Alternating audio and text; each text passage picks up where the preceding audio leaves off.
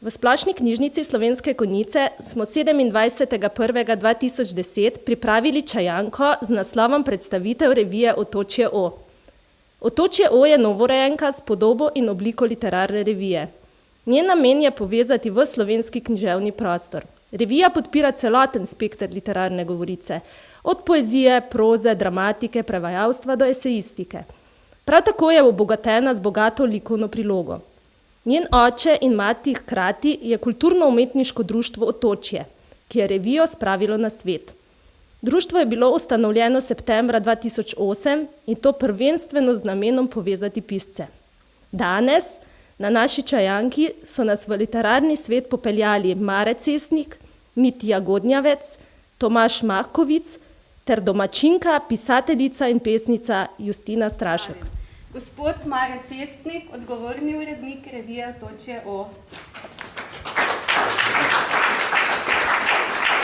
Gospod Mitja Godnjavec, predsednik kulturno-umetniškega društva Otočje. Gospod Tomaž Mahkovic, pisatelj in pesnik. In pa z veseljem predstavljam tudi domačinko, gospo Justino Strašek, pesnico in pisateljico.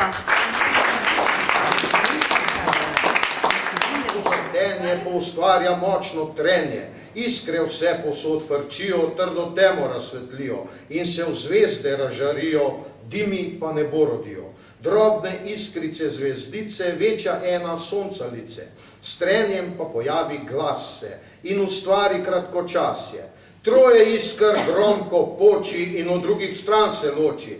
Te ustvarijo bogove, vsak se razdeli v tri nove. Božstva vsa se razprostrejo in stvarjenje se zazrejo. Brata dva vrteča stroja, zdaj zaspejo kaplje znoja. Kapljice kot dež pršeče, morje stvarjajo bočeče. Iskre padajoč valovje se spreminjajo v skalovje. Saje v vodi se topijo, v črno zemljo se gostijo. Že iz padlega pepela se na zemlji plesen dela in že vznikajo rastline, v zemljo pnejo korenine. Prvega bogato gane, iz očesa solza kane. Solzico je morje vzelo, spremeni se v rib vršelo. Drugega bogato gane, iz očesa solza kane. Solza v zemlji gre globino in ustvari lazečino. Tretjega bogato gane, iz očesa solza kane. Zrak se razprši solzica, izvali se prva ptica. Še četrtega to gane, iz očesa solza kane. Vmres se solze spremenijo, v njem doživke zmrgolijo. Petega bogato gane, iz očesa solza kane. Ta razpoči se pršeče, tu žuželke so brenčeče. Šestega bogato gane, iz očesa solza kane. Solze v travo se valijo, že glodavci se kotijo. Sedmega bogato gane, iz očesa solza kane. Ta razbije se na skali, tu so parkljaste živali. Osmega bogato gane, iz očesa solza kane. Šikaro kot iskra šine in skotijo se zverine. A deveti se ne zbega, s prstom si po nosu drega, je iz nosa nekaj pihnil, potlej gromozansko kihnil, kar se iz ust je razškropilo, se v mrčese spremenilo. A iz nosa priletelo, vseh je virusov krdelo in bakterij, mrgoline, ki razžira vse da gine. Ko je kihnil, je zastokal in se kot otrok zajokal. Njega solze so povzele, samega v srce zadele. Srcu je zagomazelo in iz njega privršelo, nekaj njemu je podobno, vendar bledo bolj in drobno. Ko na zemljo je skočilo, stvarilo je homatijo. Lazečino je tacalo, ptice v kletke zapiralo, ribe izvodelo, vilo, parklarje si podredilo, vse zveri ustrahovalo in žuželke pobijalo, glodavcem kožuhe sleklo, žrlo vse, dvoživke peklo. Vsi bogovi ostrmijo, gledajo in obnemijo. Potlej prvi bog le pravi, kdo to bitje je ustvaril. Vsi pogledajo devetko, ki se čohlje pod baretko in ki zmigajoč z rameni bogom zbranim tole meni. Kar takoj sem vse pokvaril, tole bitje sem ustvaril, bitje Božje je nesreče, temu človek naj se reče. Hoče najmočnejše biti, vse si hoče podrediti, naj živi pač kakor hoče, naj trpi, smeji se, joče. Če v nesreči je oživelo, še nesrečo bo trpelo, bo nesrečno preminulo, saj bo nas bogove čulo. Vsi bogovi čulo.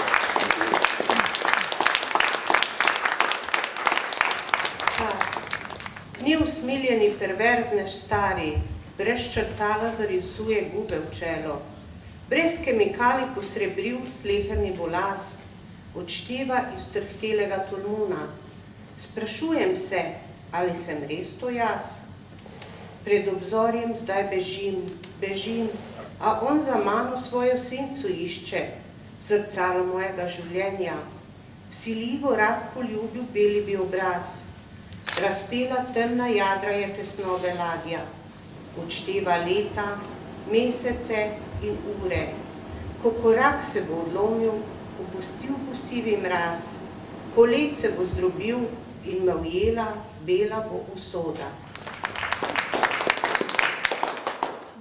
Gospod Mare, kako to, da ste se odločili za izdajanje nove revije Otočje O?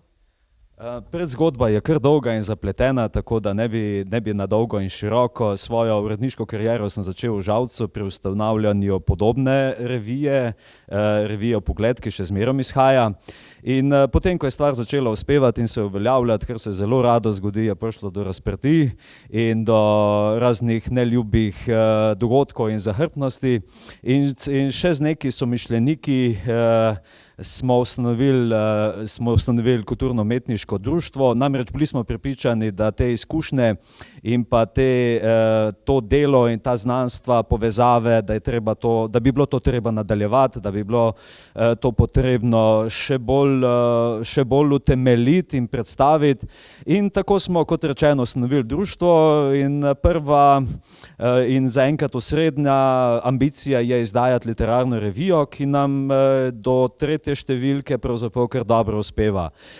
Koncept je več ali manj sicer prenešen iz mojih prejšnjih izkušenj s prejšnjo revijo, vendar pa je moj krog sodelavcev veliko širši in pa, kot rečeno, Pogled gledamo na vso Slovenijo oziroma na ves slovenski prostor, na ves slovenski književni milje, na vse pravzaprav ustvarjalce, ki pišejo v slovenskem jeziku, seveda pa prek prevodne literature tudi poskušamo segati čez meje in predstavljati v Sloveniji tisto, kar se v literarnem svetu dogaja in seveda obratno. Tudi mi želimo svoj glas pustiti v tujini.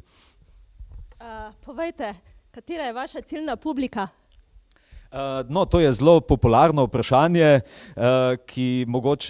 ki se zdi pravzaprav za literarno revijo in za bralce literarne revije mogoče ne najbolj ustrezno, ampak vprašanje je popolnoma ustrezno. Predvsem želimo privabiti tiste, ki seveda tudi sami koketirajo z literarno ustvarjalnostjo in ki se želijo prek literarnih objav nekako pojaviti na objavnih straneh. Seveda pa vsem tistim, ki se še zavedajo, da je branje vendarle osnovna potreba in osnovna kvaliteta civiliziranega človeka, kljub vsem skušnjavam in vsem možnostim digitalnega sveta, virtualne medresničnosti in teh iluzij, ki nam jih prodajajo na dolgo in široko prek spleta.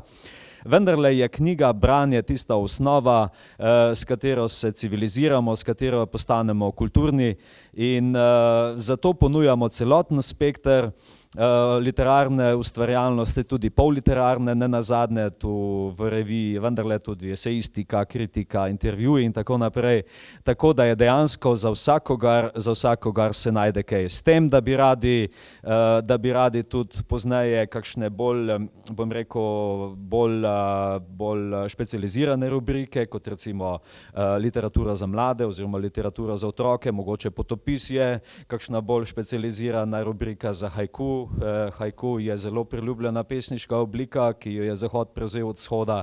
Tako da načrti so zelo široki, ampak že zdajšnja ponudba je obširna, od poezije, proze, prevodov, esejistike, vsega pravzaprav, kar spada v literarno revijo in pa seveda še več. Gospod Mare, najlepša hvala za vaš obisk in seveda veliko uspeha še pri nadaljnjem izdajanju revije. Hvala lepa.